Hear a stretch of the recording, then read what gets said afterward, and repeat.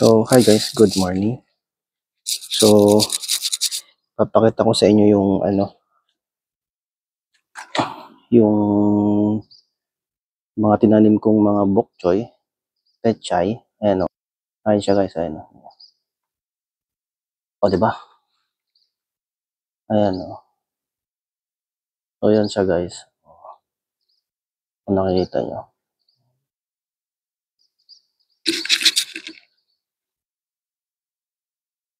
So, bali nasa na siya. 45 days.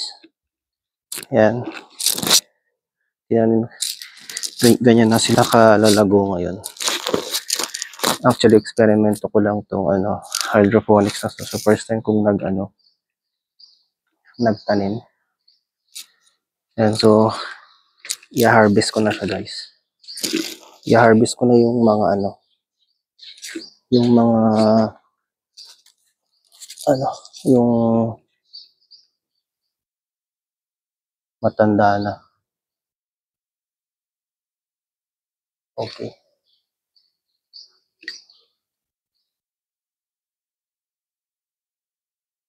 Bali hindi ko siya puputulin. Ay yung sa may dulo lang guys. Ito. Para at least tumubo ulit siya.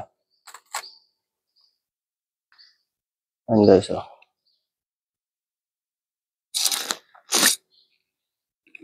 Kung ako lang lalagyan. Ayan guys. So bali dito natin siya puputulan sa may lang. Ito. Yung sa may malapit lang sa dulo. Ayan. Bali yung mga lang, yung mga adult leaves lang. Tapos ang ititira natin ay yung mga batang leaves niya. Oh, wow! Fresh na fresh oh.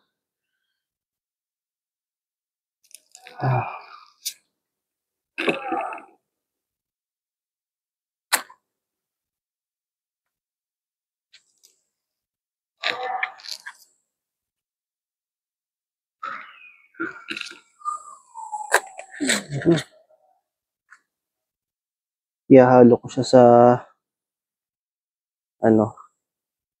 sa curry. Kaya sa tinola, sarap to. Yan.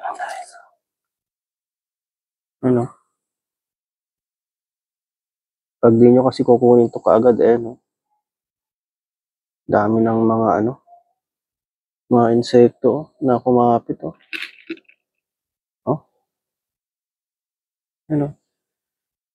Dami mga insekto guys oh. Ito nyo. Yan yung mga kulay green na insekto.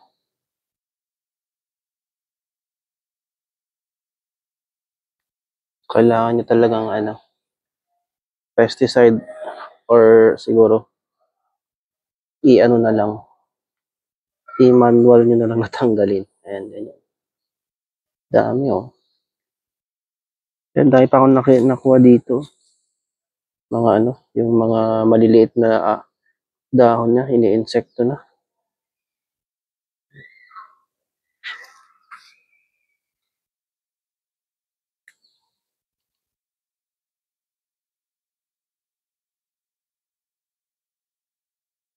Yan guys, ang dami oh. Mga insekto. Kulay green insekto.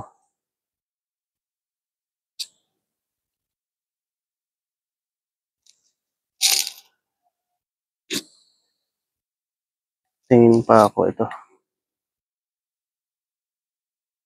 Mukhang wala na yata.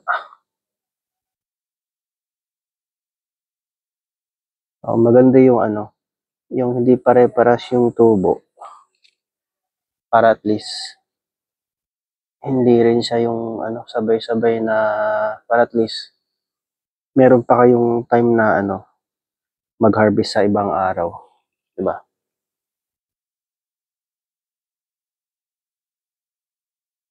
Ayan. Harvestin lang natin yung mga ano. Ito pa oh.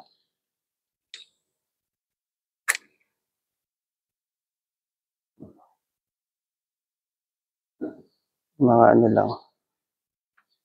Matatandang dahon, yung mga adult leaves, matatandang dahon. Then sa sasunod na naman na araw yung iba.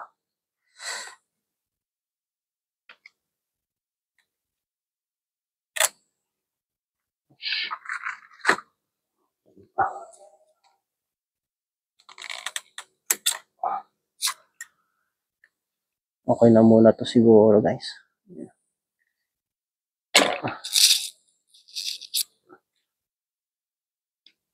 So yun guys oh. Mga na-harvest natin. Fresh na fresh oh. Ah, naku.